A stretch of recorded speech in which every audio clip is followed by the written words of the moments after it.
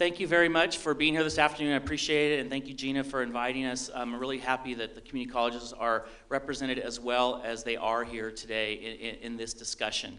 And I'm going to start by talking about the system of community colleges as a whole. That's what I represent. Again, I work in the Chancellor's office, which is essentially the headquarters, the main primary headquarters for the entire community college system.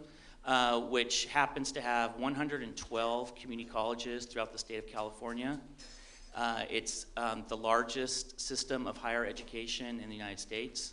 The numbers kind of vary depending on how you look at it, but we're at approximately about 2.3 million students that we serve, of which approximately 120,000 students are those students with disabilities as well. So we're a very large, broad system that's spread out through all these different campuses and are attempting to do the best we can to sort of coordinate services for these different populations, and in this case for students with disabilities, and to provide the best, most efficient services we can for students in our system as they are facing some challenges moving from the high school system into community colleges. So I know we're going to talk a lot about transition today as well, and how assistive technology and disability services play a part in that.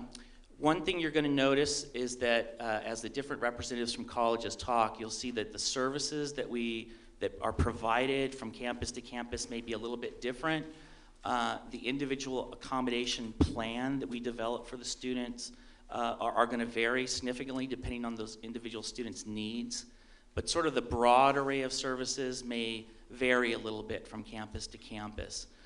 My job is essentially to provide the state funding and resources and training and guidelines to all of those colleges to help ensure that the students who attend are going to get the services that they need to be successful in the community college environment. So that's kind of the way we're set up and what my role is.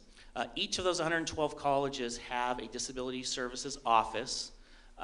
It's staffed with professionals in that area to help work with students with disabilities, to help them be successful in their college experience. Now, in our world, in the world of community colleges, we call that Disabled Students Programs and Services, or by our acronym DSPS is our name at the program level. However, if you're a parent or you're a student and you're going to be enrolling in a community college for the first time, you may notice there's some language differences from campus to campus. Some colleges call the disability office different things.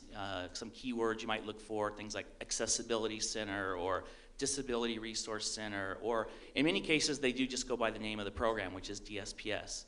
But when I've talked to groups like this in the past, that's one of the things they've noticed when they're out, parents and students out looking at services at the college level and mining through websites or actually physically going to the campus. One of the issues are, where am I going and who do I need to meet with? So there is a disability office on every single campus, however. So, and Scott and Thad, I think, can talk a little bit more about that experience once you come on campus. The other thing that we wanted to talk about a little bit are eligibility for the disabled program in community college. That was one of the things we were asked to speak to, and is there any differences between that and high school? To receive services through the DSPS office at community colleges, really all the student has to have is a verified disability, one, and both the definition of who is a student with a disability and the process by which the verification happens is broadening on the federal level. So that's sort of an ongoing dynamic. But essentially, there needs to be a verified disability, and that disability needs to result in an educational or functional limitation. So for example, the student has a visual impairment. That's the disability. So they met that eligibility component. The functional limitation is they can't read the textbooks in the same way as someone who does not have a visual impairment. So they then would need an accommodation to be able to read that textbook. So that's an example of those two things, a disability and then an educational limitation. And then lastly, they need to be enrolled in the college. And essentially that's it. So there are no other financial eligibility requirements or academic eligibility requirements. You basically need to enroll in the college and have verification of your disability and come to the office for services. That's it. Now, truthfully, You actually do not have to go through the DSPS office to receive services in community colleges. We're here representing DSPS, so we obviously think that's the best way to do it. It's the most coordinated way to do it.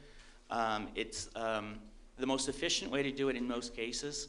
However, it's a voluntary program, and the requirement for the institution to serve students with disabilities is above the requirement, so to speak, of having a DSPS office. So whether you go to DSPS or not, in this system, you're going to be entitled to get the accommodations that the student needs to access the educational experience.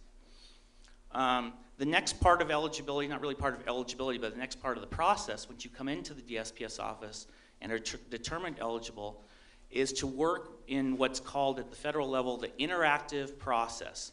So this is a process whereby the student and the college work together collaboratively to determine what is the best accommodations for that individual student's needs. So it's not a cookie cutter. Scott may see 10 students in one day, and they may have 10 completely different needs, even though they have the same disability. Okay? So it's really that sort of interactive process of counseling, evaluating what the individual needs are, and what the best tools are for that student to be able to have the same experience as their non-disabled student peers. That's really what DSPS is really about, is ensuring that civil right. And that happens through this interactive process. So that's hopefully one of the takeaways for you, and if you're a parent for the student, to really be active in that process as you evaluate what services may be best for your student. Okay, so as I mentioned, I'm going to leave it to Scott and Thad to talk a little bit more about individual types of services you may receive individually at the college, but at the state level, our job is to really give these guys the tools to be able to provide those services efficiently. And we've set up statewide centers that are unique to the California community colleges that help in that area. I have a couple examples. One is called the Alternate Text Production Center, or ATPC. I'll try to stay away from acronyms. This is a statewide initiative that provides electronic text or Braille if the student is blind or visually impaired, those types of services. So they convert traditional textbooks into the alternate formats that your student may need. That's a statewide program. There's another training entity called the High Tech Center Training Unit. This is a statewide center that provides training for folks like Thad and Scott in assistive technology, which we're here to talk about today, so that as new pieces of assistive technology come out and the students need or are interested in, that at the local level, those colleges will be able to provide support to the students who need those types of things. They also help us with website accessibility and alternate media production, things like that. And then the last one is another statewide center we have that provides captioning. So if it's a student, again, a deaf student, or otherwise needs captioning for video content, then we have a state center that helps the colleges provide that as well. We also provide a system-wide membership so that colleges can get both for the student directly, or the student can actually access this directly, audiobooks as well through an organization called Learning Ally. These are books that have, traditional books that have been translated into audio format that can then be downloaded into an audio playback device or a computer or a tablet or anything like that. So that's a free service for all of the colleges within our system. So those are just some examples. Also smart pens. I think we're going to be talking about smart pens a little bit later today as well. That's another type of assistive technology that helps with note-taking and records notes and is an interactive sort of device which has got a lot of really cool functionality. Is there going to be a demonstration on that? There is. Okay. So we provide a system-wide and individual discount for any colleges or students that are going to purchase assistive technology. So those are some of the examples of support from the state level. Most of our support, again, is to the colleges, so it's indirect to students. The colleges are the ones who are providing the services directly to students. The last thing I want to talk about before I hand it over to Scott, we were asked to, for each of us to talk about different pieces of advice that we would give to you as your role as either a student coming into our system, or a parent, or an advocate, or a faculty member, to sort of help make that transition smooth. The three that I came up with were, number one, self-advocacy and participation in that interactive process. that's something that's very vital, is to go out and come to events like this, go on websites, go to outreach events, find out what different types of technology and services and accommodations are available to you, and then advocate for those locally within the interactive process when the student is sitting there meeting with the counselor and developing this plan. The second one would be, and this is part of an overall sort of overarching mission of community colleges at this time, and that is setting goals, establishing a vocational or educational goal, and planning around that goal. You know, meeting with mentors, counselors, parents, your high school faculty, whoever you can, to sort of work together to develop a goal that you can document and then work towards. I think that's very important. And then the last thing, just generally, is to take advantage of all the resources that are available to you.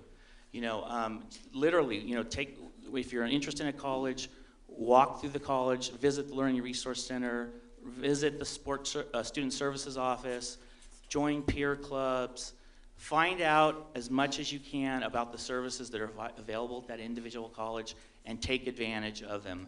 They're there, they go above and beyond just disability services, and they're often underutilized. And if you need any information on that, I've got my card and contact information with Regina, and we can talk more about that. But those would be my takeaways. Okay, I am Scott Hamilton. I work at Cosumnes River College here in Sacramento, but I'm kind of representing all 4 community colleges that are in the district. Cosumnes River College is in South Sacramento. Sacramento City College, the original college in the district, is kind of central area around Land Park. American River College is in Carmichael, and then Folsom Lake College up in Folsom. And there are also some off-campus centers, like we have one down in Elk Grove. American River has one in Natomas. Folsom has one up in Placerville. So there we have a pretty wide range of where our district goes. And like Scott said, we offer very similar services, but it will be somewhat different depending on the resources and the size of the college, what's available. I'm going to try and talk about kind of generalities that you would probably find at pretty much any college in the district and most colleges in the state. Our purpose in a DSPS office, Disabled Students Programs and Services, although we changed the name to Disability Support Program Services at our college, so like Scott said, the name might be a little bit different from place to place. Our purpose is to verify that somebody has a disability and then approve accommodations that give them equal access to the instruction offered by the college. And that's the point I always try and make. It's a civil rights, equal rights program.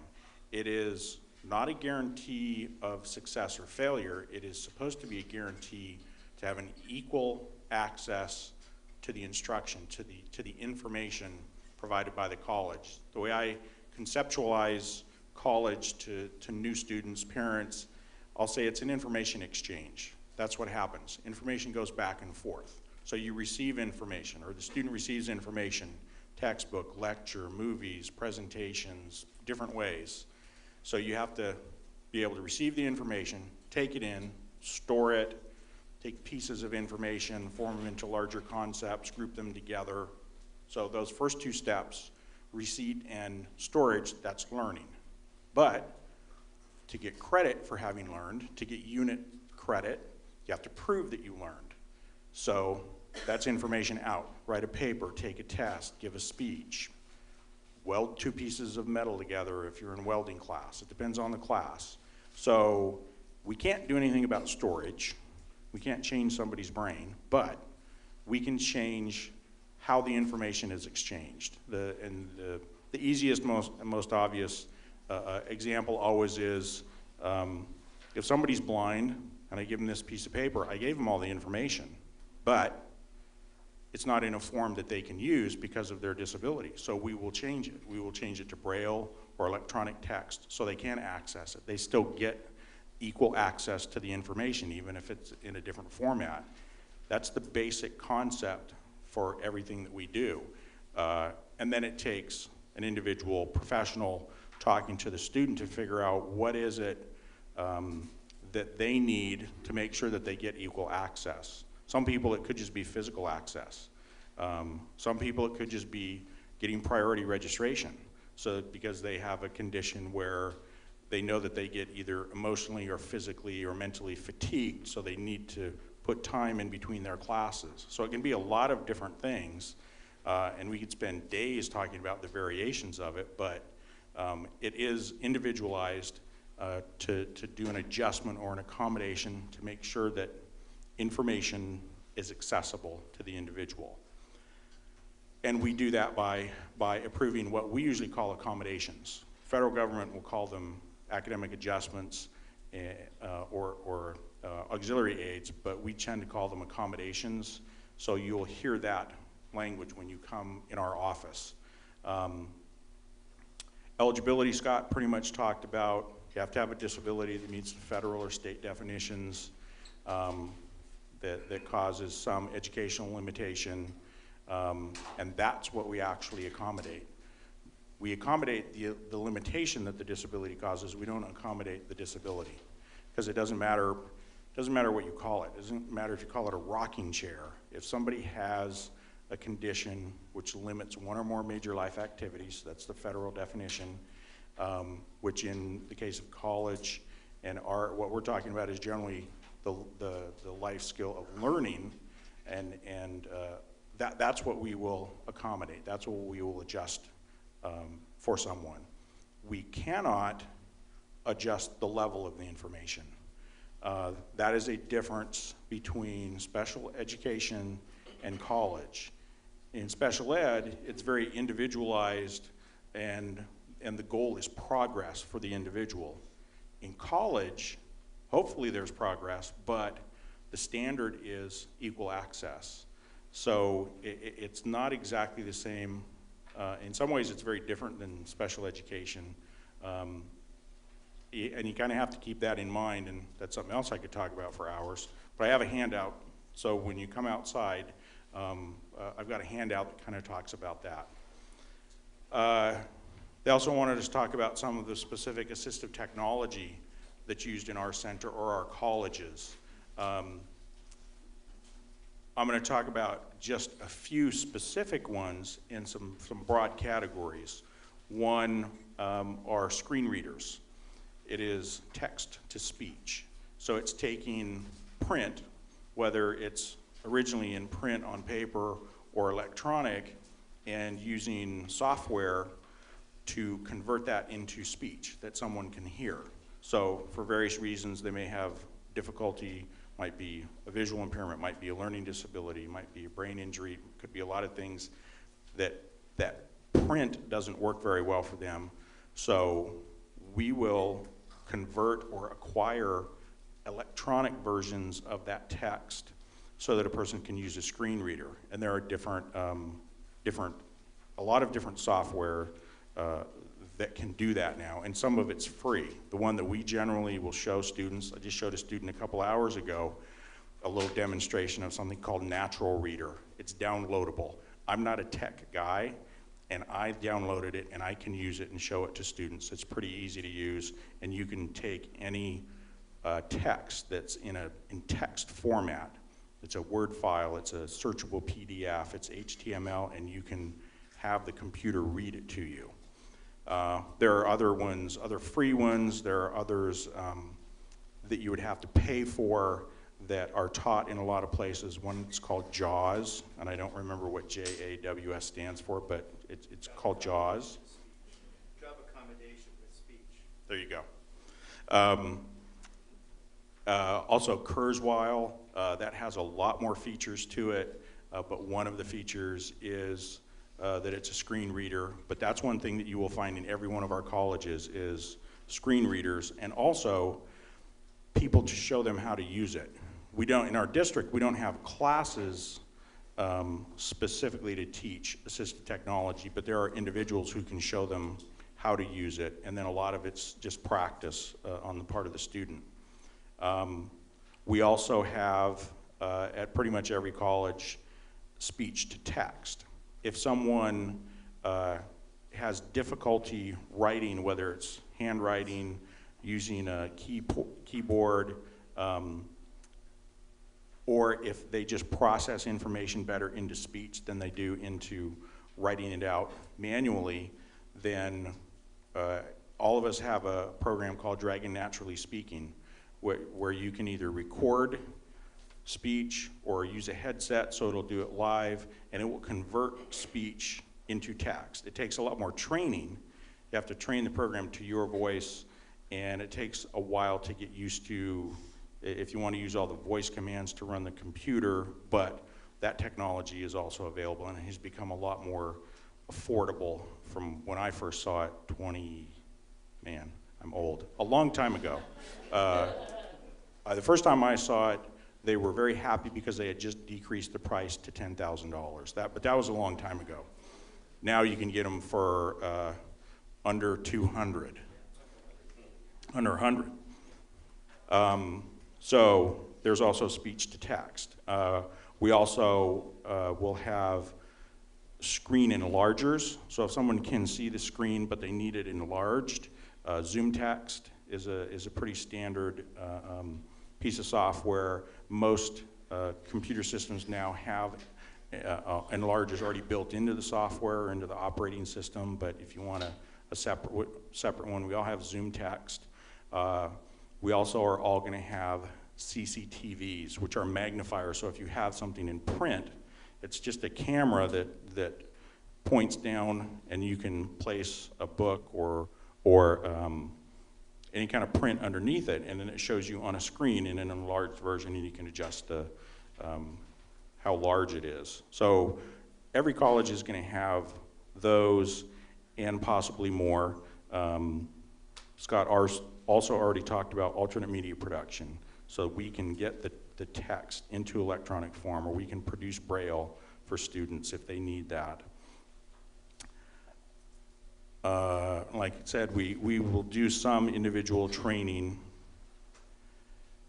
for students. And to get down to the last question, some advice for people. And without trying to repeat Scott, a couple of things I wanted to say were, try some assistive technology on your own. This is for the students. Try some on your own. Don't come into college without knowing any. College moves fast. That's another piece of information for you. College moves fast. It moves faster than high school. Roughly twice as fast. If you study something, if you're going to learn beginning algebra in high school, it's generally going to be a year. In college, it's a semester. It just moves a lot faster. So don't wait to get to college to try one of these programs, to become a little bit familiar with it. Like I said, I'm not a tech guy, and I can use most of it, so it's a lot easier than it used to be. So you can try it out. You can download free versions of all of this type of software and play around with it so you're familiar, and you can start using it as soon as you get to the college. My name's Thad Salmons. I'm from Sierra College. I got started at Sacramento City College in the Learning Disabilities program and built the Assistive Technology program there in the 90s. Came to Sierra College in 2001 and have been there for the last 12 years. Rather than duplicate all that Scott has shared with you, I'd like to kind of emphasize a couple things. Indeed, the community colleges have a certain tendency to adopt a lot of the same tools, a lot of the same processes.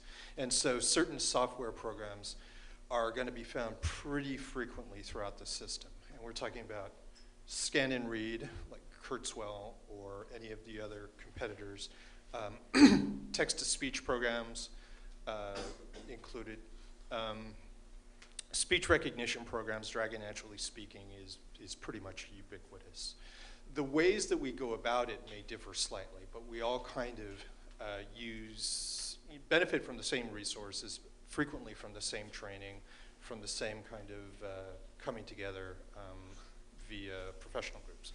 One of the things that we do at Sierra College that we really, really emphasize is we customize our approach to the students' needs and the accommodations. We get a referral from a student who comes to us from DSPNS, and we sit down with them and find out if it's in the middle of the semester, before the semester, or even during the summer, kind of where they are, what their experiences have been, what their goals are. We then find out, if we can, what sort of accommodations they've used in the past. Quite frequently, especially this time of the semester, they're brand new to this stuff. And so we dive in, and the goal is to connect them with the most useful, the best quality accommodation in the most expeditious or in the quickest, shortest length of time. For a lot of our students, it's something as simple as testing accommodations. Sometimes it's alternate media. We do a lot of everything. As I said before, we handle what is needed. As Scott Scott Valverde touched on the alternate media, and we have been kind of, safe to say we've spearheaded that in the community college system. That we were, I believe, the first state to really put the weight behind it. And as our students have succeeded and moved on to the CSUs and the UCs, they've done an excellent job of kind of conforming to that model. And as that happens, more states around the nation are doing that. And at a community college, what that involves is the best quality alt media that we can get to that student in the shortest amount of time. And sometimes it's from a group called Learning Ally, which is national and does wonderful product using human readers. We make alt media from the Alternate Text Production Center, which involves publisher files using software and PDF files, and basically excellent quality. We need, however, as you may guess, to work closely with the student. And so to re-emphasize points made earlier, we work with the student in a slightly different way than in the K-12 system. They need to advocate for themselves, they need to follow through, and most importantly, they need to keep the communication going, because without their information and participation, there's only really so much that we can do.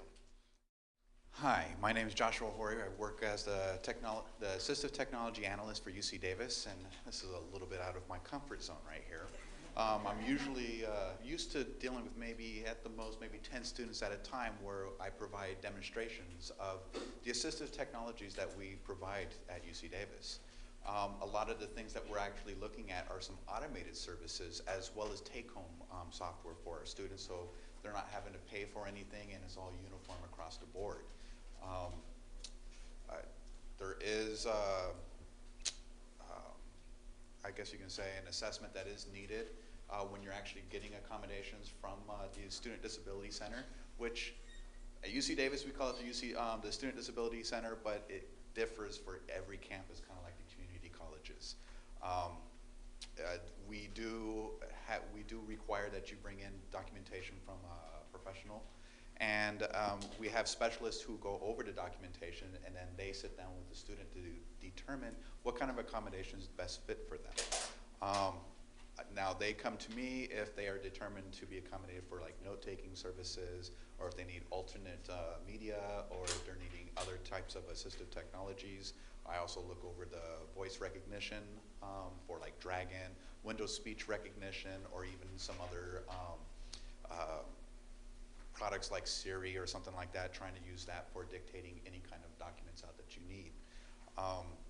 We use Claro Read for assistive technology over at UC Davis, where we have a site license for it. It's a multi-sensory learning tool. So it is basically a little toolbar that interacts with documents that students are already used to using. So it's usually just one or two button pushes and they can get it talking back to them. We also have iOS software which is Apple mobile devices, that also tie into Dropbox, which is a cloud service, as well as Claro Read. And basically what you see on your computers, what you'll be interacting with on your mobile devices. There's no real products for Android or Windows mobile devices yet. So a lot of the services that we've been working at usually are free services. We actually have a site license for a product called Census Access. It is an online tool, it's a web portal that students can submit images. They can submit PDFs, Word documents, and have different types of formats provided to them, including MP3 audio, tagged PDFs or even Braille. It's a really phenomenal service, and we're constantly working with them in order to improve the service further. We're also, our area takes care of brailing all of the alt media needs that that our students require, and yeah, we provide just about a little bit of everything just in our little office. Captions, cart services, interpreting, you name it, we try and take care of it over in our office. And if we can't, we usually reach out to some of our other units to see if we can get some assistance. We do have a Center for Accessible Technologies, which is an area located over in Shields Library, what that does is it gives us a centralized location to maybe meet and show some of these software off to the students. But a majority of the software that we offer is available on every campus lab computer. So that way they don't feel like they're stuck in one lab. They can actually go anywhere on our campus lab and use the same technologies. We do LiveScribe smart pens for note-taking services, as well as digital recorders, as well as just regular note takers, because we realize that the technology isn't going to work for everybody. So we take that as a case-by-case basis, and we see what fits best for them. So that way we don't nail down something for a student and it just doesn't work for them.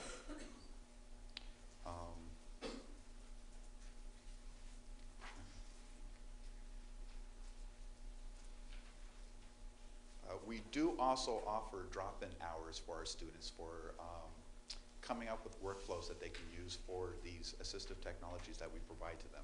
So we don't just throw it at them and expect them to use it right off the bat. We'll ask them to come in maybe on a weekly basis if they feel comfortable doing that. So that way maybe what we could do is help them convert some of the products that they actually want to do for the week. So we don't just sit there and we'll have them come in and maybe do LiveScribe smart pens, the different types of products with the Claro Read, because Claro Read is actually multiple products all in one. It's a mind mapping tool. It's a color overlay for those with dyslexia. It also has a screen ruler. It also has a 30-day, I do believe, a 30-day trial that you can try out as well. Other than that, we ask that you come in and make inquiries from our office if you have any questions on any kind of documentation that's needed. And if you have any questions, we'll have some people over at a table that you can reach out to as well. Okay, I'm Anita from William Jessup University. I'm director of the Success Center there. And the Success Center is where a student would come right at the very beginning to say, I need help. And we advise for a student coming in that they come and talk to us before so they know what kinds of accommodations we can give them and if they match. We don't have access to a lot of on-campus technology. Our budget doesn't allow for that, so the student a lot of times has to bring their own. But we do help students with some of the free programs that they can download, like the Natural Reader, and we help them if they have their own Dragon to work through that. That is something I would recommend, like Scott did, is before you come to college, get acquainted with some of this technology.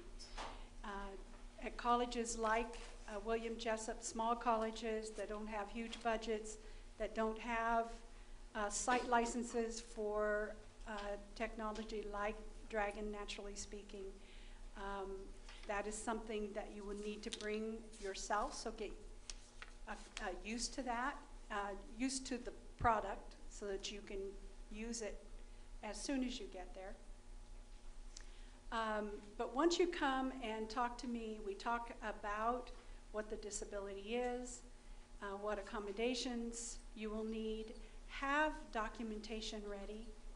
Be sure when you're a student or when you leave high school that you've got the documentation you need to take to your disability services office, so you don't have to go back to the high school, go back to the community college and ask for copies. Make sure you have that as you exit so that you are ready when you talk to someone in an office like mine. If you need any kind of testing, be sure that's done before you come. My office does not test for learning disabilities, so those kinds of things need to be done ahead of time, and that documentation brought with you. We do provide a lot of the basic services like the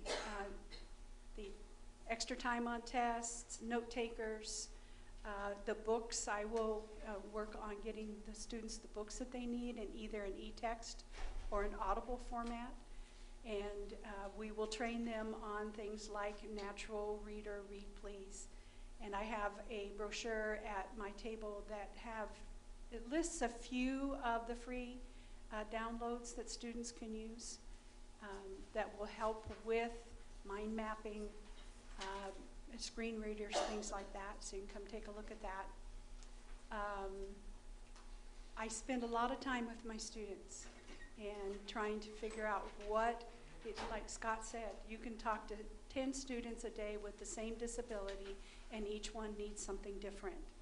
So we spend a lot of time figuring out what that difference is and what they need to succeed in school. We have a staff of faculty that is phenomenal. I am blessed to work with them. They are always calling me saying, what can I do? How do I help this student? So I'm really pleased to work with a staff that is so willing to help their students succeed. All right, hi everybody. Thank you for coming today. My name is Kirk Aranda, and I am the youth organizer with YO Disabled and Proud, which is Youth Organizing Disabled and Proud, which is a program for youth with disabilities ages 16 to 28. And basically our motto is we connect, organize, and educate youth all across California.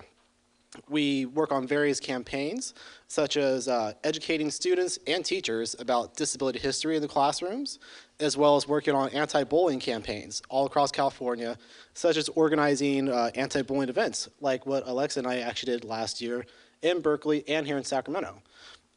There's two major components about YO Disabled and Proud that I will briefly touch on here, but we're also outside, and I'd love for you guys all to come and visit my table. I love talking to people, so please do stop by. But there's a YO volunteer portion, which is where Alexa comes from, where volunteers all over California and from different independent living centers in their cities, and they volunteer in their centers working on various projects around the office, working on hard skills, soft skills, but then also working on the campaigns I mentioned, such as the anti-bullying and the educating on disability history. And it's 16 hours a month, and they get $100 each month for their service hours. And of course, it goes on college resumes, work resumes in the future, and it's just a great experience because it's all youth-led, all the youth run everything, no adult interference. And of course, there's just being a member portion of it where people can be involved in YO as much or as little as they want. But I won't hog up all the time. The person you're here to hear talk is Alexa, who is, like I said, former YO volunteer and a Sac State student. So, Alexa, take it away.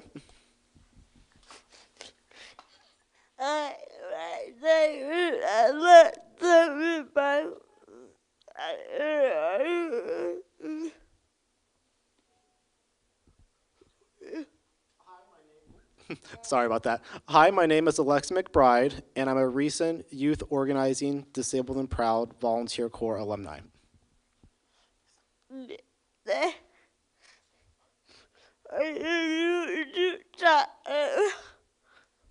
My God, it feels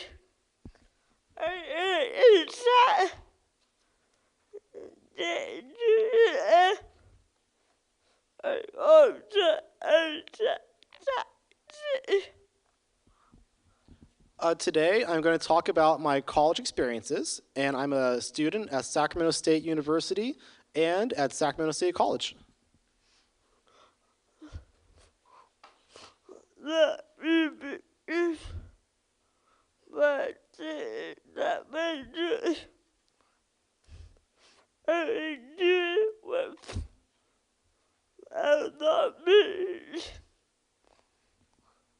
Let me begin by saying that my journey as a student has not been easy.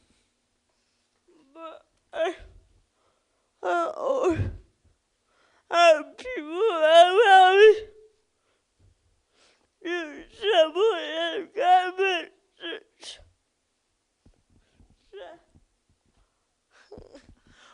But fortunately, I've always had people around me to support and guide me in my success.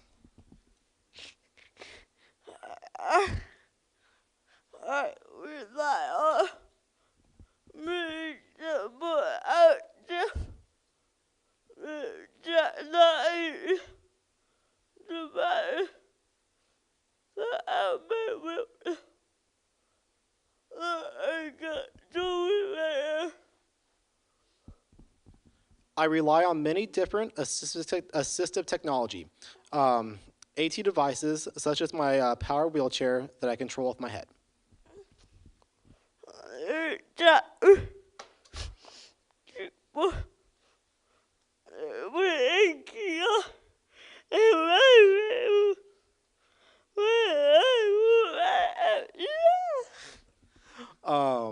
A typing keyboard with a key guard, and my favorite one, and probably everybody else's favorite, my iPhone 5S.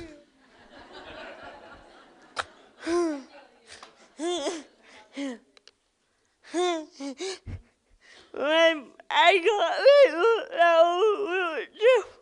when I went to and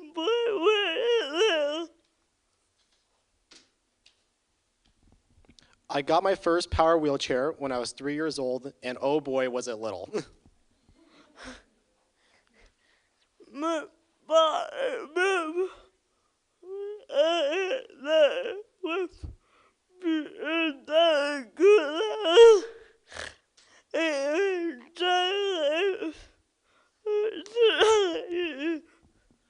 My fondest memory of it was that it was pink, and it contributed to my stylish personality.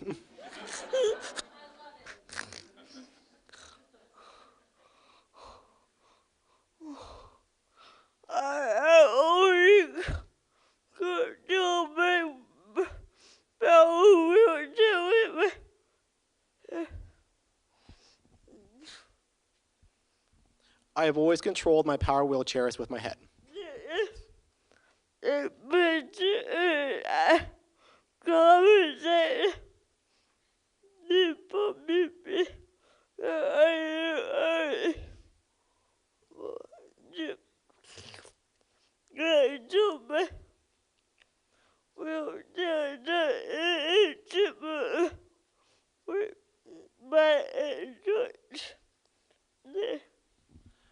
This is a specific accommodation need for me because I'm unable to control the wheelchair in a typical way by joystick.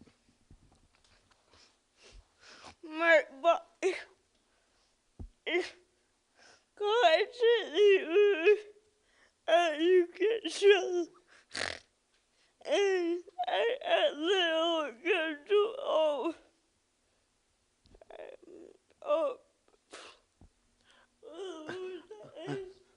My body is constantly moving, as you can see, and I have little control over that.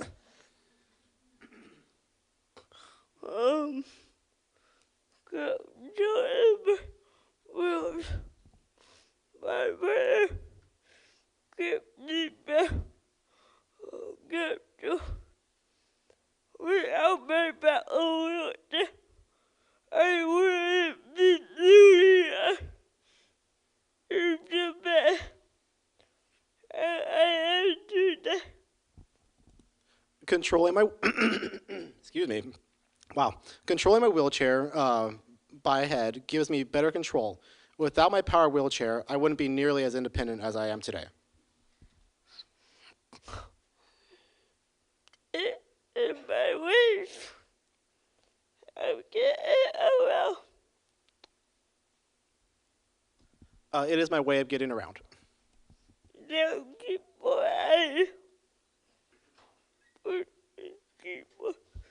that is necessary. My own because I don't have a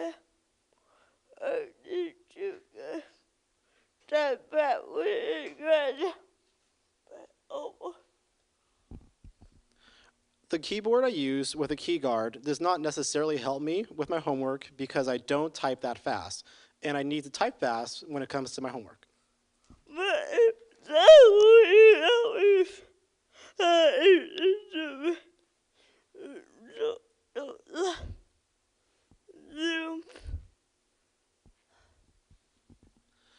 But it does really help me have an independent social life through the internet.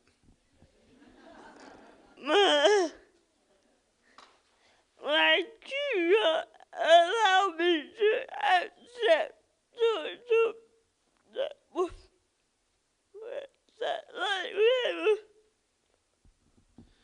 My key guard allows me to utilize social networking websites like Facebook.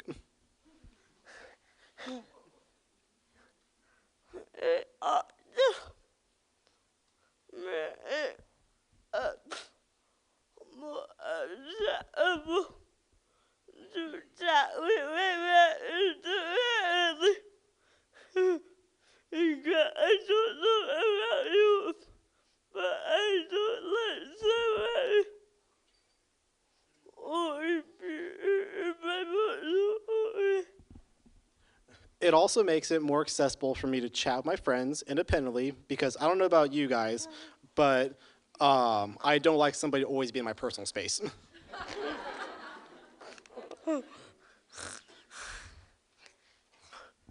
No, I will live it out with my parents.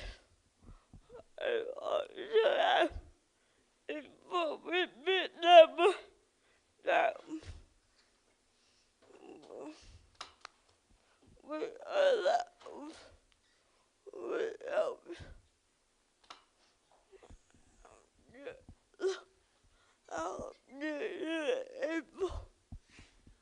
So when I was living at home with my parents, I also had a phone with big numbers, which helped allow me to learn how to use a phone.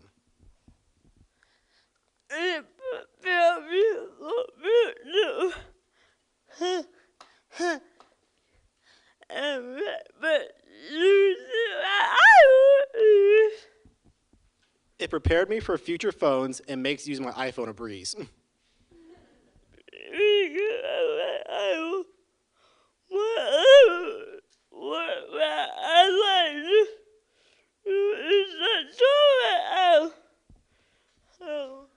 Speaking of my iPhone, one app I like to use on it is a Starbucks app.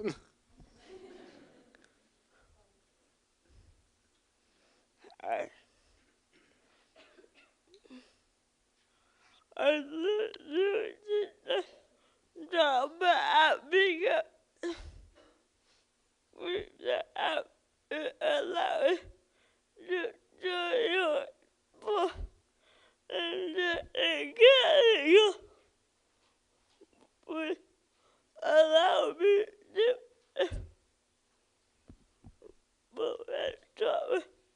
without having to enjoy.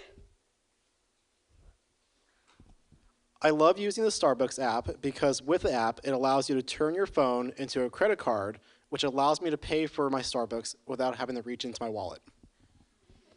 And we also out in you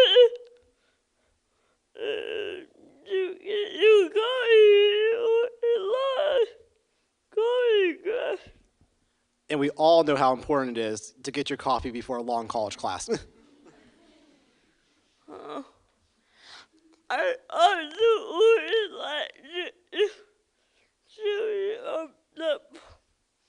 because it's not only helping call people back, to help me to tap people. We all know that is. I also really like to use Siri on the phone because it not only helps me call people, but it also allows me to text people, and we all know how important that is. I only see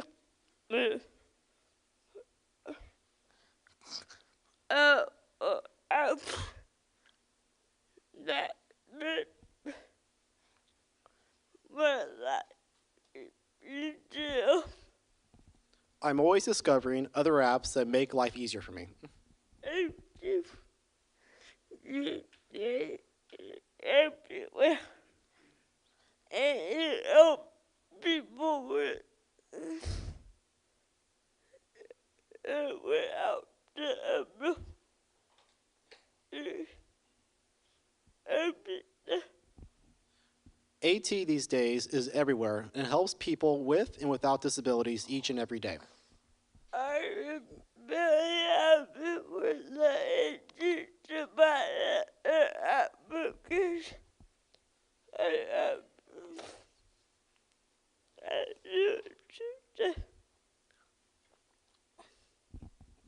I am very happy with the AT devices and applications that I'm able to use today. But I do a bit more teacher about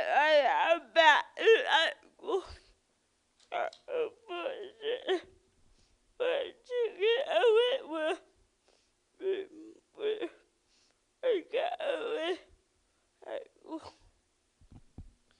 But I really do miss one AT device that I had back in high school that unfortunately was taken away from me when I graduated high school.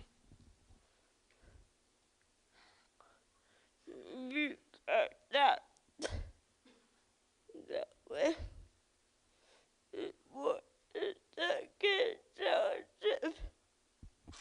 Because that's the way it works in the K through 12 system.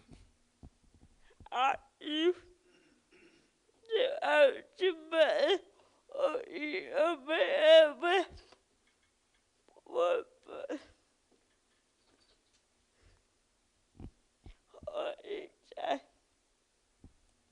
I used to have 2 buttons on my headrest, one on each side. what button was out the mouth for the computer? The other button was out the clicker. One button would act like a mouse for a computer, and the other button would act as a clicker.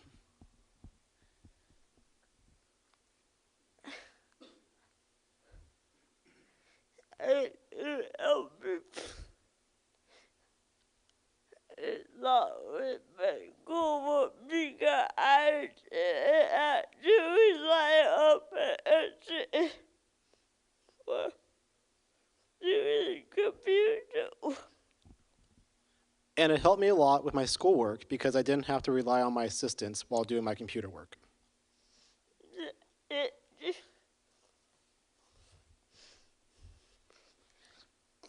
But you don't help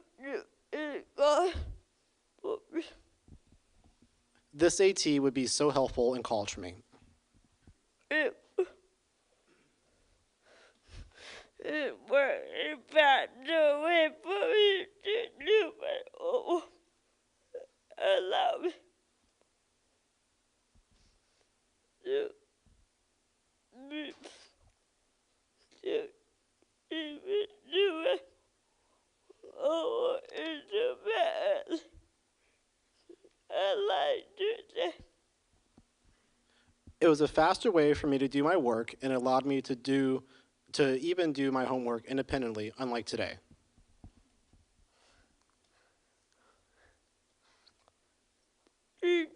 No, it was to get away from it helped me become more intimate like going out and prepare before God.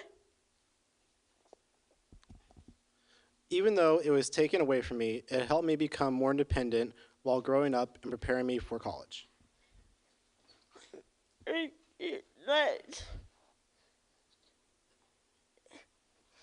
It's like available to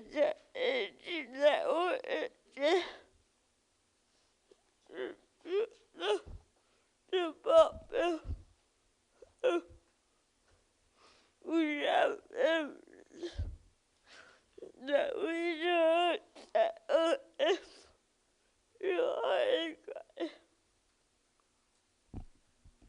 AT like this is available through the AT Network Exchange and through Department of Rehab and the Regional Center if you're a client.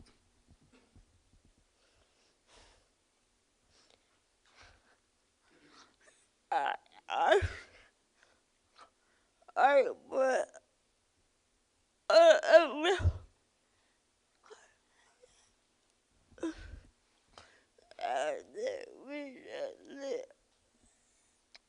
we get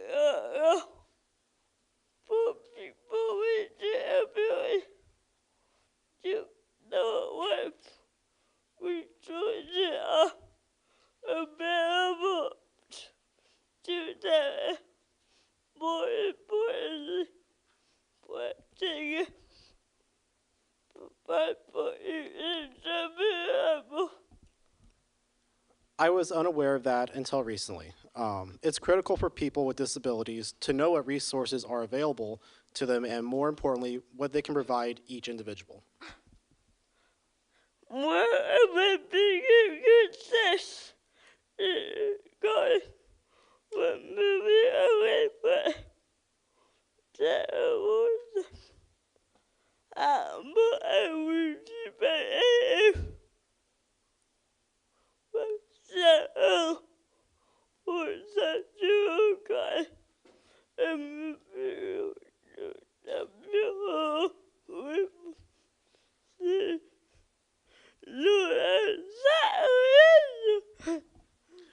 One of my biggest successes in college was moving away from Santa Rosa after I received my AA from Santa Rosa Junior College and moving here to the beautiful river city known as Sacramento. At the point I only had 4 guys, I need to go with I need to be just over being At this point, I only have 4 more classes that I need to complete to earn my BA in child development.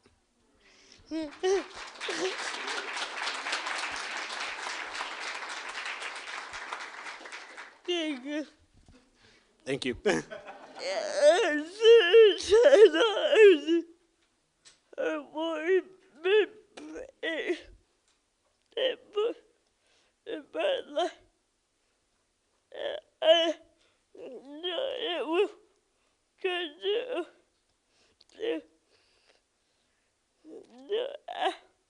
I moved for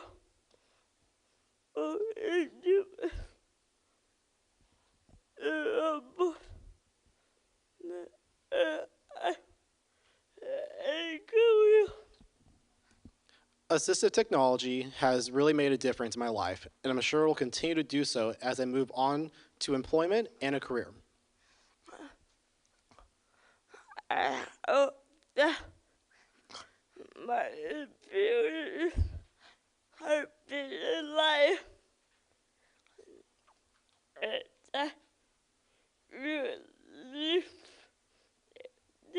and I understand what for people with disabilities. I hope that my experiences have been enlightening and that you leave today with an understanding of what is possible for people with disabilities. It's not about diagnosis, but about the ability. Many people would live a good life and sadness, but I hope that you shall accept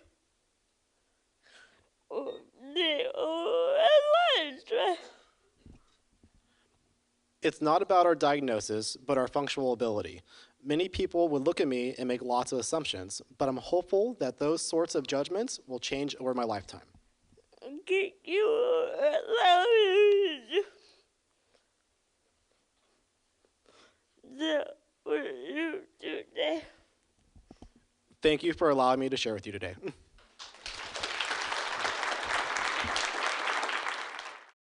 I'm just going to start out by saying I think this is a really exciting time as you start thinking about your transition from from high school to college. I'm just completing a transition myself with 2 seniors this year, twins, and I can tell you I can't wait for it to be over and for the success to be actualized.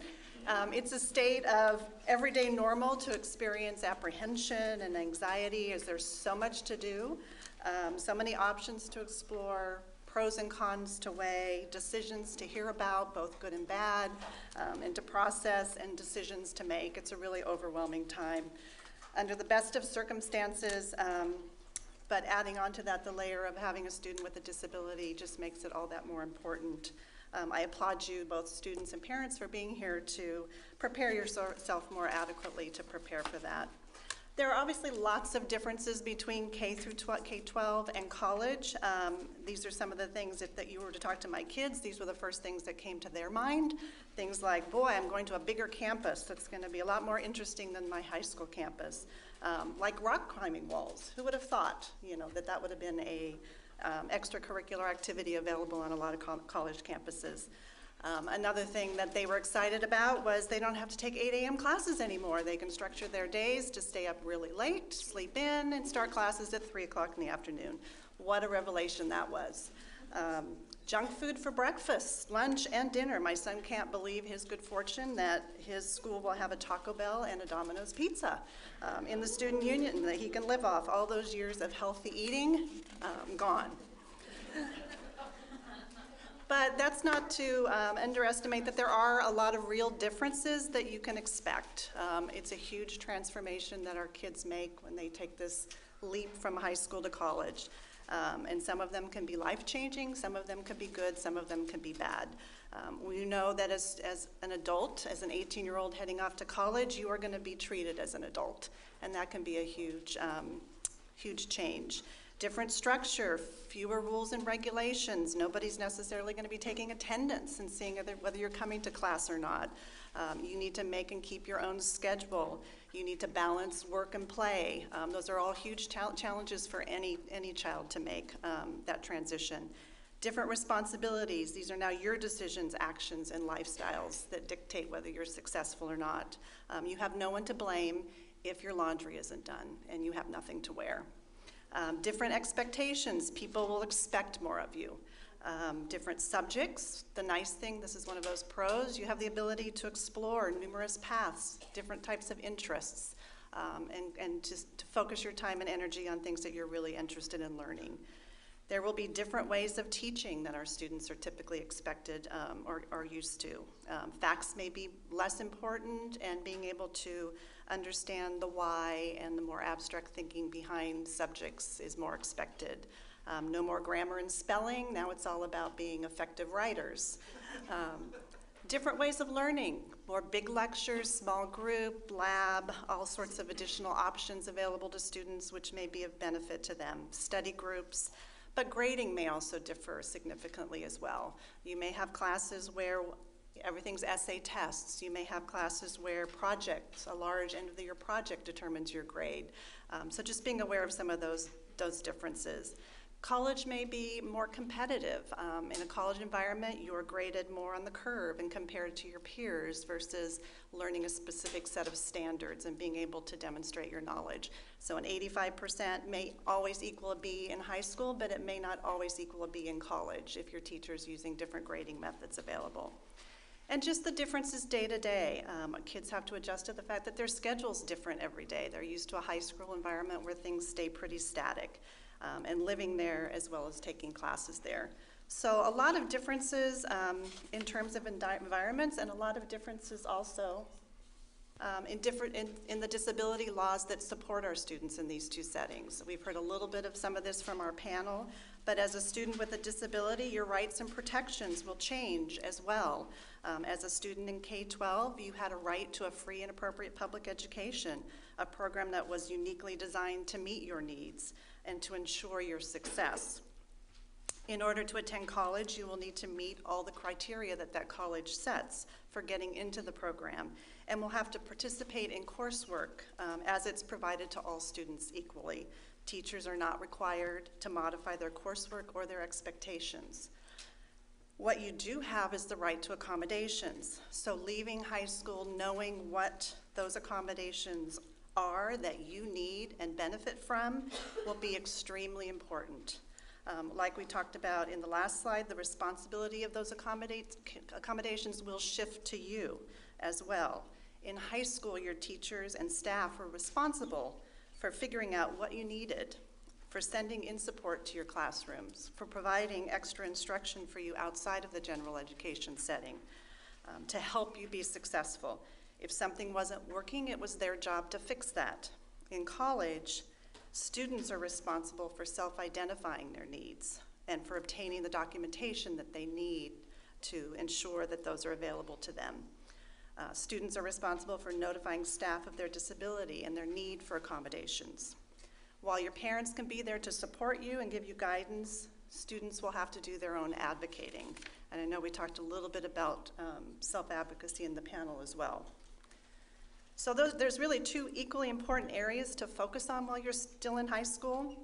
If you think about it, it's just as important to know about the stuff, to spend that time, and I know we heard that from the panelists as well, come to college prepared, knowing what works for you and what doesn't work for you in terms of supports, finding that out well before your senior year so you have the opportunity to be experienced users of those supports. But it's also equally important to know how to self-advocate for yourself and where to find support and answers when you need them as you transition these two systems. I'm going to talk just really briefly about one of my former students, a young woman by the name of Tawn. I began working with Tawn when she was in the 2nd grade on her alternative communication system, her AAC device, and her assistive technology. Tawn was a tenacious student, a very diligent learner. After graduating from a comprehensive high school, competent with her AAC systems, competent with her alternative communication access, she was determined to be successful in college. It was not an easy path, as I think our former speaker just attested to. It took her 7 years to graduate. Advocating for her own supports is what she identifies as her biggest major obstacle, especially note-taking.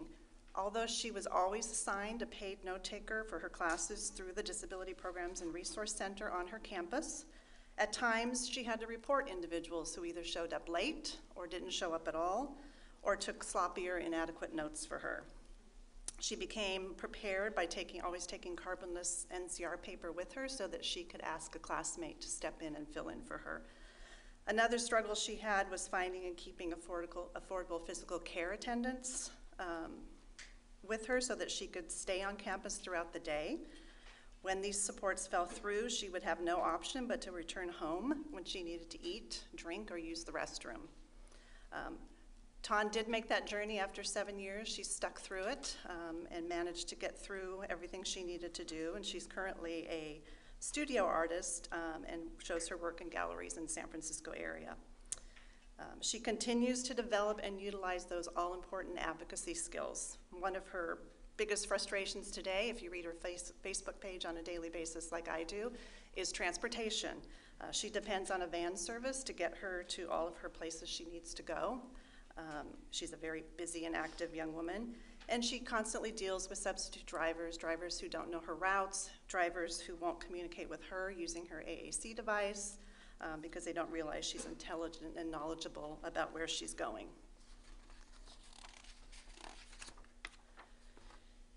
Start early in terms of your devices and knowing what your supports are, what works and what doesn't work. Your last year in high school is not the time to identify what AT may be needed for your years in college. As we all know, college deadlines, that final year of high school, completing your graduation requirements, admissions testing, filling in applications, financial aid, scholarship, all of those things are occurring and taking up all of your time. So it's really important to start this process early. One thing to keep in mind for academic supports is you're really looking to identify features such as, will I need word prediction? Do I need speech output? Can I use voice input to talk into the computer and create text? The actual platforms and programs may change as you transition from high school to college, and that's okay. Each institution has its own criteria for selecting products and vendors, but it really is the function of the programs that you really want to focus on and knowing what works and doesn't work to support you. Things may be a little bit different for other supports, such as augmentative alternative communication systems, which are often funded outside of education dollars and can go with you once you graduate from high school. So make sure that you're accessing resources to help you get those kinds of things funded. So the types of questions you should be asking yourself all through high school, keep the tasks in mind. Keep what it is you need to do and accomplish to be successful in mind as you're thinking ahead to high school. Can you keep yourself organized and on deadline? Can you read and process significant amounts of text? Can you research and analyze information? Can you take classroom notes, express your knowledge and ideas through writing, take tests? One place to start, if you haven't started this exploration, is understanding your own learning styles and what your strengths and needs are. You do all have, I think, as you came in today, an additional resource list that I put together to go along with this presentation. One of those areas is learning styles, some resources that you can go to do a little bit of that self-exploration on your own. Being able to come into your IEP and say, what I know about myself is I'm an auditory learner. I do things, I'm able to hear things as I read them. If I hear things as I read them, I have a better ability to retain that information. Being able to come in with that kind of information is very powerful for advocating for yourself for further trials with supports. So if you can't perform any of those activities successful with the typical tools your classmates and peers are using, or you can't do that independently, hopefully your IEP team has already worked with you to start making suggestions of supports that you can try. Or if you need to initiate that conversation, they're willing to talk about things that they're familiar with or have access to within their own educational environments. But you may have to do some of your own legwork, some of your own exploration of what's available. So I've included some resources there as well that are pretty easy to navigate to go out and help you organize that information and look at the range of supports that are available, as well as using formats like this where you can actually get your hands on them. Sometimes we think of formal assessments needed to get things started, but that's really not the case. It's perfectly okay to try out a strategy or a solution, and based on that trial information, make a decision that it works for you. If you come prepared with what you know about yourself and what might be a good fit for you, that's perfectly acceptable baseline information to move forward into a trial and then for your IEP team to make a recommendation. But sometimes you will be working with an IEP team that just doesn't feel like they have enough information or expertise on their own to give you recommendations. Sometimes things are a little more complex than that.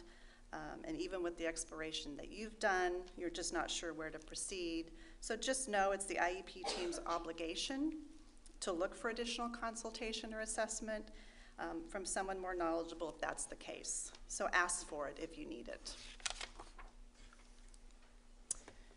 So once you have some of those possible options to consider, who decides what works? That's you, that's the student. I really do recommend that you be able to be actively involved in exploring and identifying what works or doesn't work for you. A great tool that I put up here and that's also in your handout is a resource called Hey, Can I Try That?, which is a downloadable student handbook for choosing and using assistive technology that puts you in the driver's seat in terms of making these decisions. The research tells us self-advocacy is a critical component of success in the transition to adulthood. We also know it's highly correlated with the continued use of AT after transition after high school. So students may and most likely will need support in identifying specific self-advocacy and AT management skills and learning how to apply those skills. I've found this to be true for all students with or without disabilities. And I even see it as a skill that sometimes we as adults lack in the workplace as well.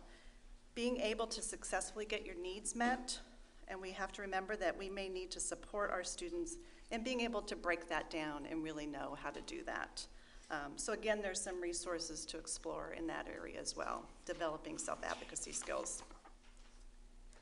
I thought this was a really interesting report by the Directors of College Disability Services in a project in Colorado, where the two top transition challenges that they identified for students was that students aren't aware of their strengths and challenges, and students are unprepared to advocate for themselves and to navigate the system. So this really is pointing us to making sure this is a critical need that we're meeting. What types of skills are we talking about, in particular in relation to AT? These are some specific skills to think about. If you're a student, look at this and really gauge for yourself what you're comfortable with, what you're not comfortable with, or how knowledgeable you are about these things. We need students who can really describe their disabilities and how they affect them, and be able to identify the things that help them. They need to be comfortable and able to ask for assistance when needed.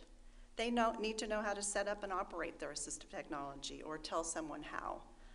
They need to know their rights. They need to know where information about their assistive technology is kept, service agencies that are available to help them, how their AT is funded or paid for and what options they have for that, where to go for help with AT, and what to do when it breaks down and needs to be repaired. These are great goals to incorporate into our transition plans that we develop for students. And along that line, we need to make sure that as educators, we're making sure AT is well documented as part of that individual transition plan.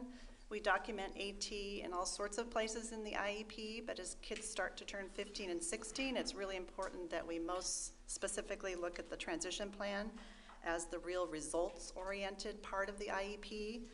This is what focuses us on what we're getting our students ready to move into after high school. So it's really important. This is our chance to get it right, to make sure that kids have what they need to know in terms of, or have what they need in terms of getting where they want to go. Things about knowing themselves, things about their strengths, their needs, their skills, all of those things, not just the specific tools or applications that are helpful for them.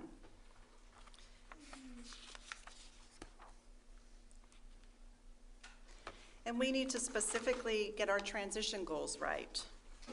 Then our teams have an opportunity to really build in the kinds of activities and experiences and services that kids will need to develop this knowledge or skill. So these are just some examples of some transition skills or goals that we might want to think about for some of our students and expand on. And then I just have kind of a few final words to say, and I think some of our other speakers talked about this as well. What will colleges require or need in order to provide you with support?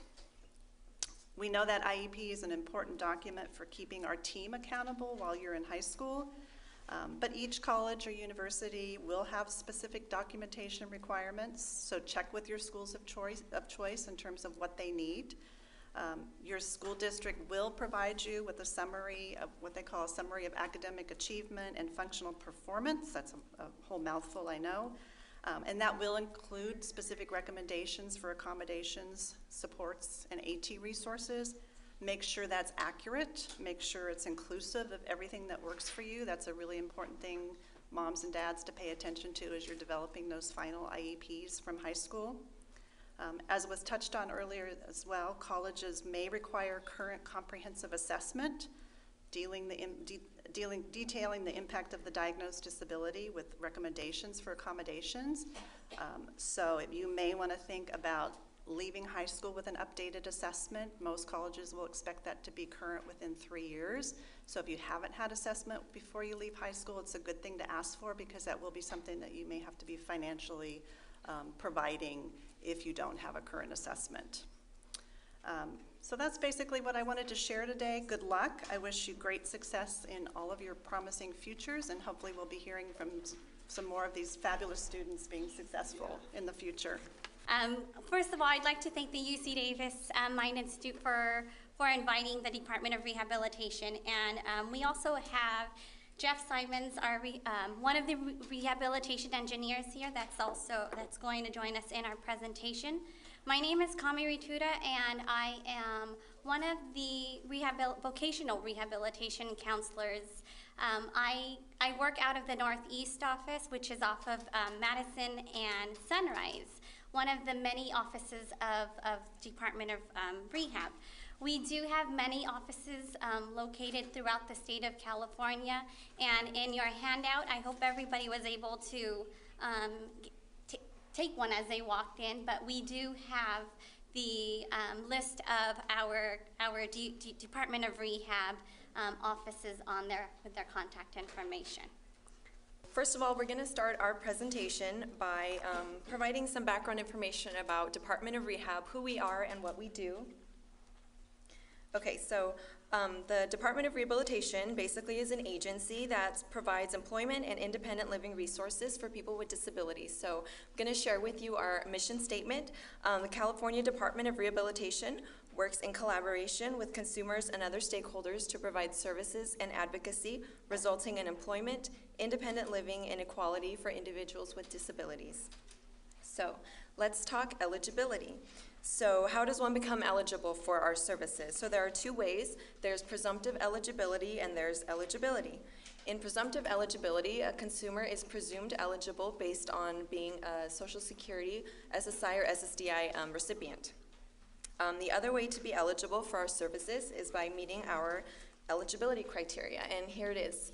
So first, a person must have a verifiable physical or mental disability that substantially impedes his or her ability to secure employment, and rehabilitation services are required to prepare, secure, retain, or regain employment. And the individual must be able to benefit from services in terms of employment, meaning the disability isn't so severe that they can't go to work. So that's our eligibility criteria. And so now I'm going to talk a little bit about our assessments that we can provide. So DOR uses assessments as tools to provide us with more information when there are some questions that we need to be answered.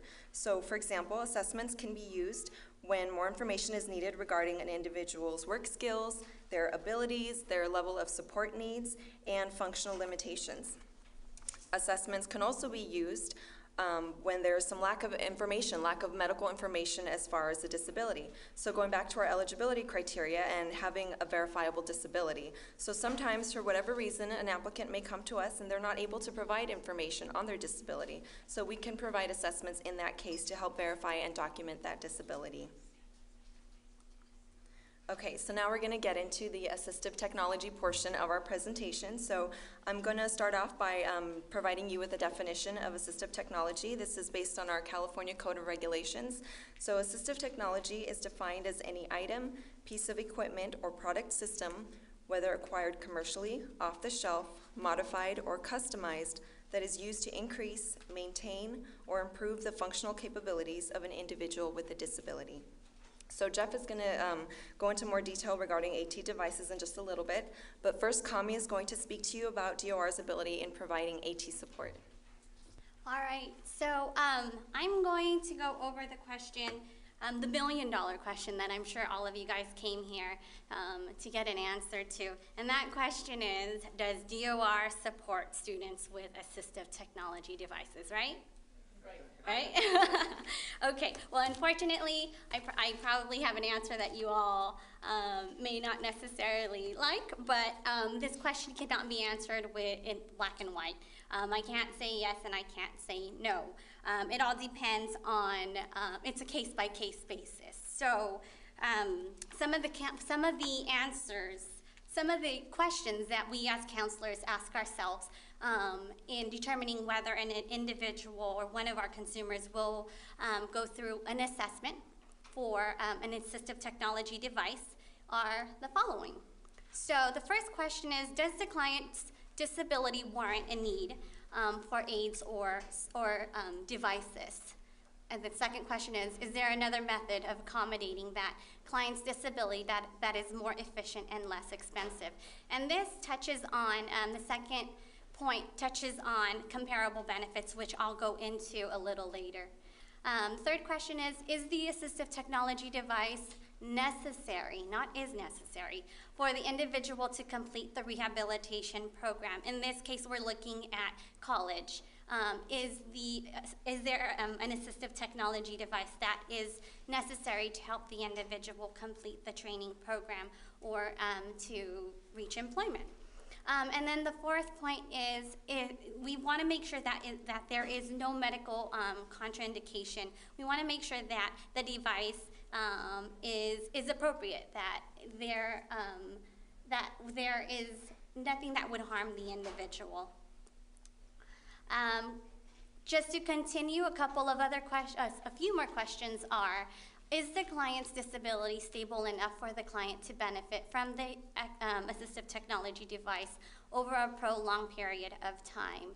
We want to make sure that the individual and the symptoms and functional limitations that the individual is demonstrating is stable enough, so that way we can find the most appropriate type of assistive technology device to help the individual reach the employment goal or reach their goal for college. Also, does the device meet federal and state requirements for engineering and safety standards? I have to say, I am not a rehabilitative engineer, and that's why we have Jeff here to answer that question for you. And then also the last question is, has comparable benefits been explored? That comparable benefits could be what some of the disabled students program services counselors at American River College, Sac City College, Sierra College, and all the other colleges, are there other comparable benefits that, or services, assistive technology devices or aids that they could provide to the student? So comparable benefits. So according to our California Code of Regulations, individuals who are eligible for similar benefits shall apply and fully utilize those similar benefits. Some of those examples, what I've talked about, are assistive technology devices that are offered through other programs, such as loans, the Assistive Technology Network. There are assistive technology loans that are available.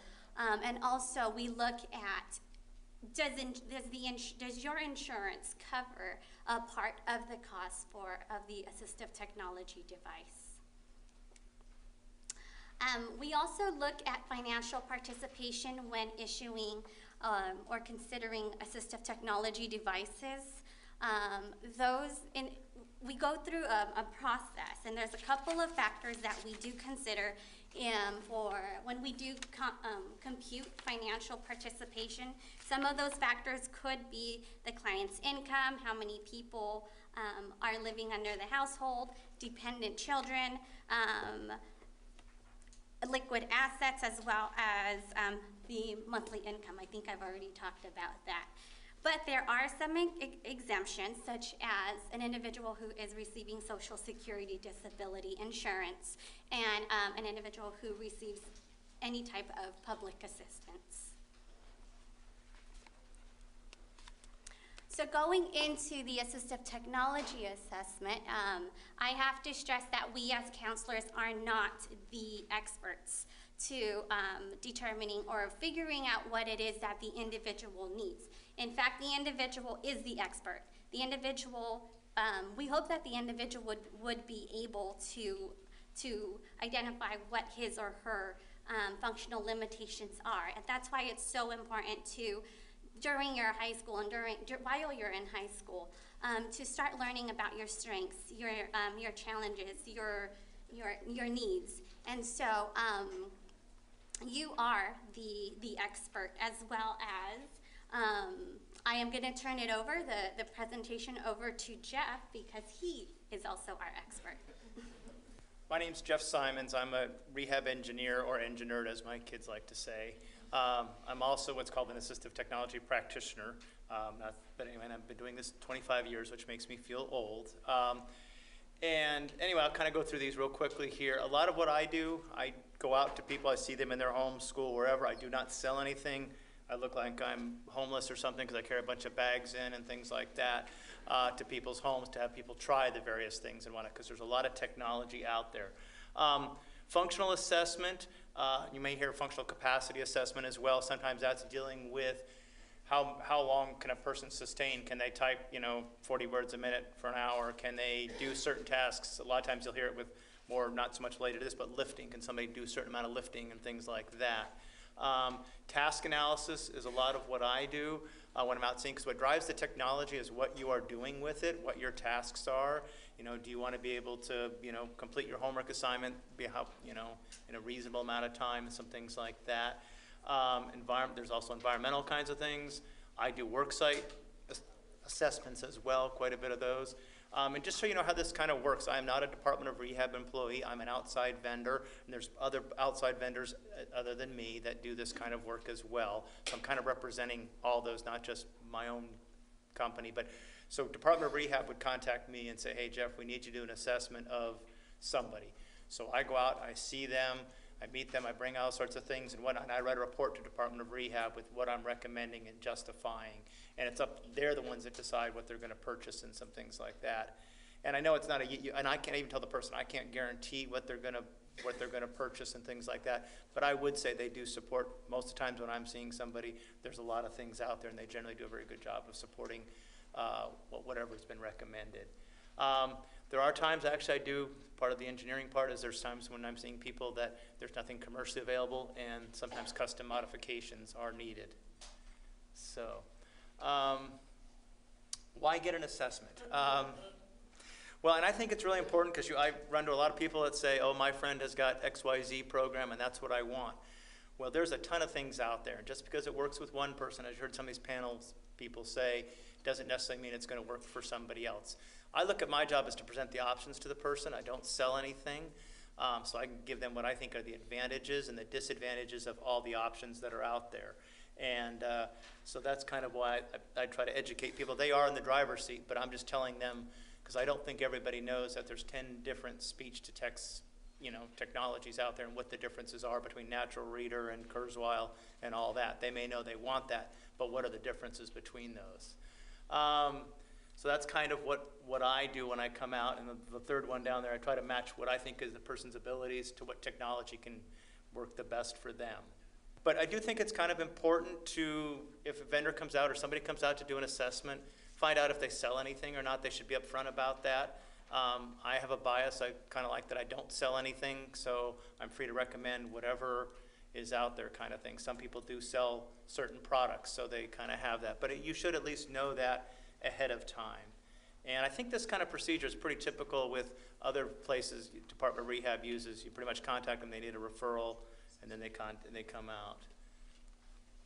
The other thing to point out by a lot of the colleges here, while they have a lot of the technology there, that's the technology you can use while they're at their campus. It doesn't mean when you go home that you have that same technology there. So part of what I try to do is make sure if they're going to Sac City or Sierra, that whatever, if they're looking for a speech-to-text, that's something that they can use on campus as well, kind of a thing. So just making sure that whatever they use at home is kind of something they can use at school as well. And that they can support it if they need to in their alt media kind of format and things like that. But realize, like Dragon Naturallyspeaking, that's great, you can use it on campus, but if you want to come home to use it, you need a computer at home to use it, and you do need some training on how to use it as well. So I'm going to kind of go through these fairly quickly here. Like I said, there's a lot of different things. People often get confused between voice recognition and speech-to-text. Speech-to-text is computer talking to you. Voice recognition is you talking to the computer. Natural Reader was mentioned earlier. It's a free program. Works pretty well, but you do have to kind of bring things into, open them up and bring things into its environment.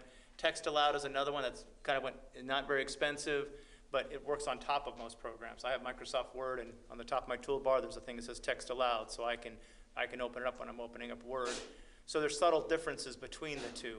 Kurzweil is a very good program, a little more expensive, and has a lot of different features to it. It really kind of depends on the person whether they're going to use all those features and things like that. Word prediction software, basically if somebody can kind of start typing, a little window pops up, kind of like a little bit annoying sometimes on your iPhone when you don't want it to do certain things. But anyway, there's software you can get that will help somebody if they can type a little bit. but you do have to kind of generally be able to get the first couple letters right. If you don't know that phone is PH, you may not, it may not come up on your window if you start it with an F or something like that. There's also software that does abbreviation expansion, so if you can, you have to be able to remember your abbreviations, but if you could type in, I use DRB, sometimes Department of Rehabilitation comes up, you know, as long as I can remember those abbreviations and things like that.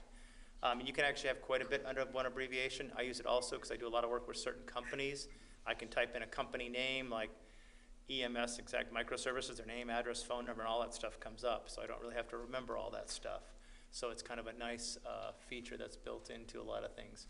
I do a lot with voice recognition. I think it works very well, but you do have to get trained on how to use it. One of the things, I mean, the community colleges can kind of help you, but I don't think they really, depending on which one, do a lot of training with it. So one of the things that if somebody's assessed, there's a number of vendors that can provide in-home kind of training to really get someone to learn how to use it well, because it's not like Star Trek. I tell people it's not going to instantly recommend, you know, it's recognize everything that you say. You have to take some time and train it to learn how to so it learns your voice really well. You do have to have consistent speech, meaning the person that was up here earlier talking probably would not work for, because her speech would be very hard to understand through voice recognition. So there are some advantages and disadvantages. Just to give you another thing, I had somebody who worked at Butte College. She was doing a lot with, she was entering in students' names and addresses, and it wasn't a great application, because you think of the name Kathy, we say it exactly the same way, but how many different ways are there to spell it? And the computer does not always know which Kathy you meant, so there are some limitations to it. There are a lot of programs that will enlarge the text on a screen. Actually, a lot of this stuff is now built into your Windows environment. Things like that. If you ever hit the Control plus key, it'll enlarge things. Control minus will minimize things for you. Zoom text was mentioned earlier as well. There's a lot of programs that will kind of do those kinds of things. Just wanted to show somebody using voice recognition. This is a gal in a wheelchair that used it quite well. And a lot of students these days, I'm getting a lot of questions about tablets and things like that. They're kind of the latest, greatest thing, and they're pretty cool. I will say the line between a tablet and a laptop is closing. I see more laptops with touch screens and more tablets with kind of features that are more of a laptop and some things like that. They do work pretty well. They're really good for speech AAC devices. There are a lot of apps for the iPad and different programs like that. But there are some limitations. Like I have Dragon Naturallyspeaking on my iPad. It's kind of non-useful to me because I can't open two applications at the same time. I can't have Word open with that, and it just doesn't work very well. So there are some limitations to the tablets at this time. You can get different kind of keyboards, very large keyboards, very small keyboards, different layouts and things like that. And I better get going quickly. There's a lot of different mice. These are all the kinds of things that I bring out to somebody. I have a bag of mice. It sounds funny, but I do. That has all sorts of different kinds of trackballs and roller mouse, and not so much the foot mouse, but some of these kinds of things. So if somebody can move some part of their body, a lot of times there's a way they can use some sort of one of these things to control the cursor. I do have one gentleman who uses the trackball on the far left with his foot, so he does quite well with that. I'm going to go over some of the frequent questions. I'm going to try to go through this very quickly. First question, how would one apply for DOR services? You can go to our website, www.dor.ca.gov, to fill out an application, and that is an application. Once you fill it out, we will also send you, at least with our office, we will send you the application packet, the supplemental information to go along with that application. The other way you could apply is to go to a Department of Rehab office, the one closest to your home, or whichever one you prefer. You could walk over there, attend an orientation. I would recommend that you call ahead of time to find out and get the schedule of the orientation, and you will receive an application packet through there, or you could just walk in and ask for an application packet. 2, does DOR provide training to a college student with an AT device? I think I've already covered that earlier. 3, what advice would you have for a high school student or educators?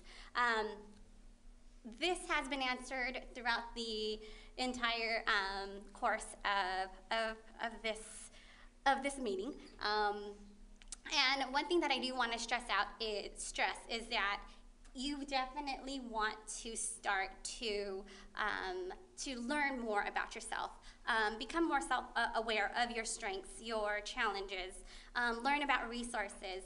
I think you can never have too much information regarding resources and assistive technology devices, so that's one thing that I would stress out. Also, by learning about your strengths and your weaknesses, you would also be a better advocate for yourself. What is the time frame to receive an assistive technology device? It varies pretty much. It's a case-by-case basis, and we can answer that a little bit more at our table. And then some resources in your handout. If you haven't received a handout, please, I think Steve Reuter is here. I handed him all of our handouts, and you guys can definitely ask him for one. The UC Davis Mind Institute was created in 1998 with a promise to find cures for neurodevelopmental disorders. Every day, our physicians and researchers come closer to fulfilling that promise. Their groundbreaking research on autism, Fragile X syndrome, chromosome 22q11.2 deletion syndrome, ADHD, and other brain disorders are helping children achieve their fullest potential. Please visit our website to find out more about current studies, upcoming events, and how you can help make a difference.